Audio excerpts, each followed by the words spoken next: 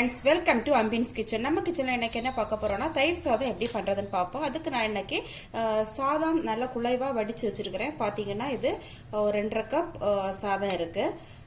அதுக்கப்புறம் தயிர் ஒரு நல்ல கெட்டியான தயிர், அதிகம் புளிப்பு இல்லாத நல்ல கெட்டியான தயிர் 1 கப். அப்புறம் 1/2 கப் பால். அப்புறம் பாத்தீங்கன்னா உப்பு, இந்த உப்பு எடுத்துருக்கிறேன் நான் இன்னைக்கு. அப்புறம் தாளிக்கிறதுக்கு நான் ரிஃபைண்ட் ஆயில் தான் யூஸ் பண்ணியிருக்கிறேன். ரிஃபைண்ட் ஆயில், அப்புறமா கடுகு, காஞ்ச மிளகாய், கருவேப்பிலை, கடலைப்பருப்பு, உளுந்தம்பருப்பு. அப்புறம் பார்த்தீங்கன்னா இதில் நமக்கு மாதுளை வித்துக்கள் போடலாம். அது விருப்பம் இல்லை அப்படின்னா நீங்கள் இதை அவாய்ட் பண்ணிக்கலாம். அப்புறமா கேரட் போட்டுக்கலாம். நம்ம பசங்களுக்கு எந்த இது ரொம்ப இஷ்டமோ அதை சேர்த்துக்கலாம். அப்புறம் கருப்பு திராட்சை கூட சேர்த்துக்கலாம்.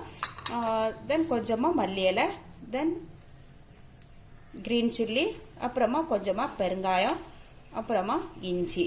இவ்வளவுதான் இதுக்கு தேவையான பொருட்கள். வாங்க எப்படி பண்ணலான்னு பார்ப்போம். இப்ப சாதத்தை நம்ம இந்த பவுல்ல சேர்த்துக்கலாம்.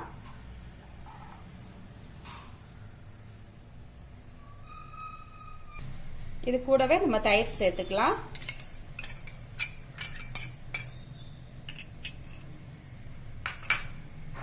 அப்புறமா இந்த பாலையும் சேர்த்துக்கலாம். இப்ப இதை நல்லா மசிச்சு விட்டுக்கலாம். இப்ப இந்த மாதிரி மத்து இருந்தா நீங்க அது வச்சு பண்ணலாம், இல்ல ஹேண்ட் பிளெண்டர் இருந்தா அது வச்சு பண்ணிக்கலாம். அப்படி இல்லைன்னா நீங்க பெரிய குழிக்கரண்டியோட பின்னாடி பாகம் வச்சு இந்த மாதிரி நல்லா மசிச்சு விட்டுக்கலாம். இப்ப நல்லா மசிச்சு எடுத்துட்டோம். இது கூடவே நம்ம உப்பு சேர்த்துக்கலாம். அப்புறமா நம்ம எடுத்து வச்சிருக்கிற பொமிகிரானட் சேர்த்துக்கலாம். தென் கேரட் சேர்த்துக்கலாம். அப்புறமா மல்லி இலை, பச்சை மிளகாய் சேர்த்துக்கலாம், இஞ்சி சேர்த்துக்கலாம். சேர்த்து இதை நல்லா கலந்து விட்டுப்போம். நல்லா கலந்தாச்சு. இப்போ தாளிச்சு கொட்டிக்கலாம்.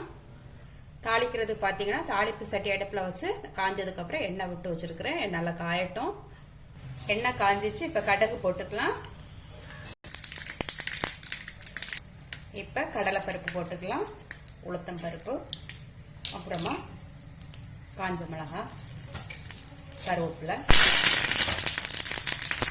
போட்டு அடுப்பு ஆஃப் பண்ணி சாதத்தில் கொட்டிக்கலாம். இப்போ சாதத்தில் கொட்டி நல்லா கலந்து விட்டுக்கலாம். இப்போ சூப்பரா சுவையா நம்ம தயிர் சாதம் ரெடி ஆயிடுச்சு.